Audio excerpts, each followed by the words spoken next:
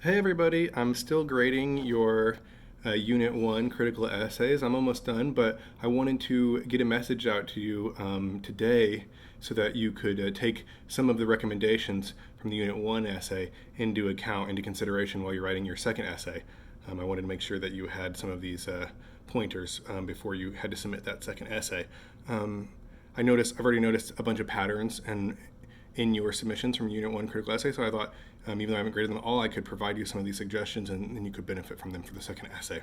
Some of you seem to have used AI to write both the first essay and the revised essay. You seem to have thought that the assignment was to write an AI essay just preliminarily without putting much thought into it, and then critique that essay, and then based on your critique to revise your AI prompt to get a really good polished AI essay.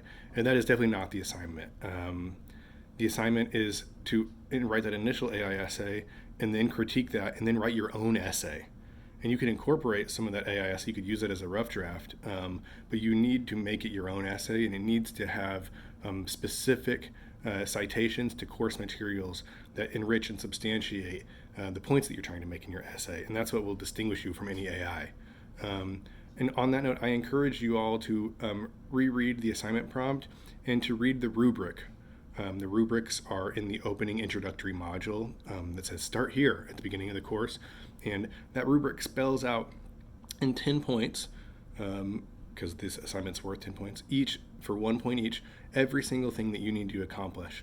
All the criteria are that I'm looking for whenever I'm grading these essays, and just make sure that and most of you did really well. Just make sure that you do all of those things, so that I don't have to deduct any points for silly things. So just make sure you accomplish everything that you're supposed to accomplish according to the rubric. I wasn't really strict about the rubric this time because it's the first essay. We're trying to ease in.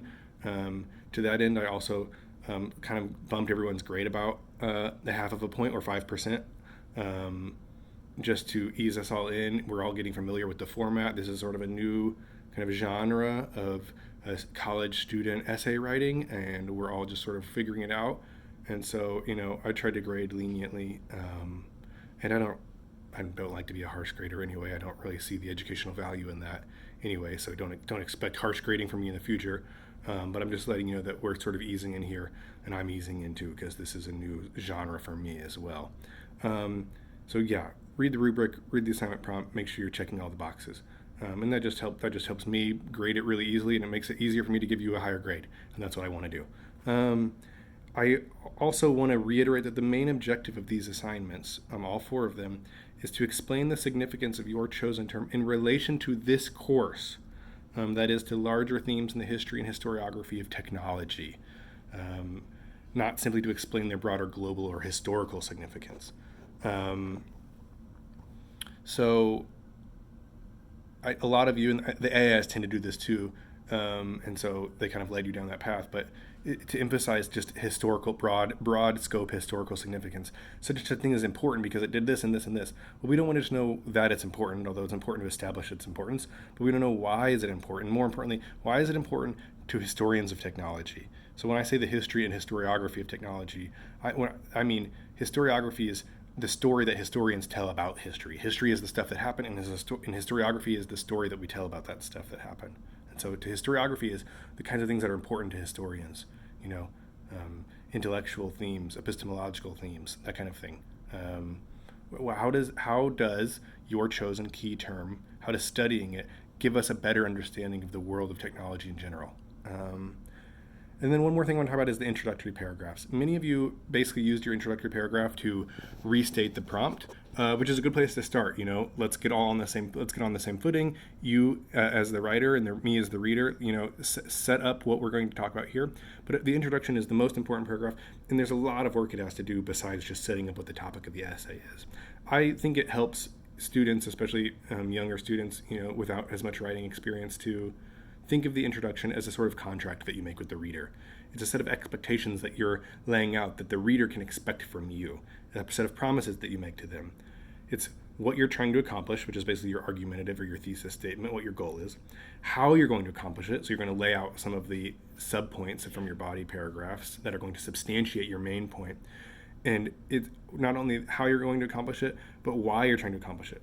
Why is it important? Why is it significant? Why do you care about this thing?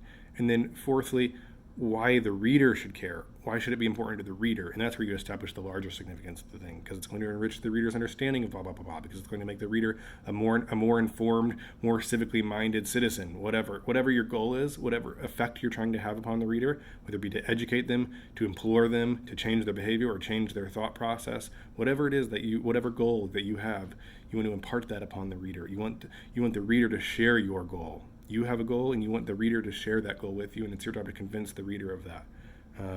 And so that's all. A good introductory paragraph should do all of those things. So I find that helps students write good introductory paragraphs when they start to think about it as a set of promises that they're making to the reader. I know I just laid out a bunch of criticisms, and I'm very sorry for that. I don't want that to give you any other impression than the fact that actually your essays were very good, and I was very impressed with the way that you handled this weird mixed AI genre kind of thing. And all in all, the essays I've graded so far have been really good, and I've been really impressed. And I'm really impressed with you all as writers, and that carries over from the discussion posts you've been writing. So keep on keeping on. I just wanted to come in and give you some constructive feedback from the first essay that you could apply before you have to submit to the second essay on Sunday morning. Please don't hesitate to reach out if you have any questions or concerns about the essay. Let me know, and I'll get back to you as soon as I can. Have a great day.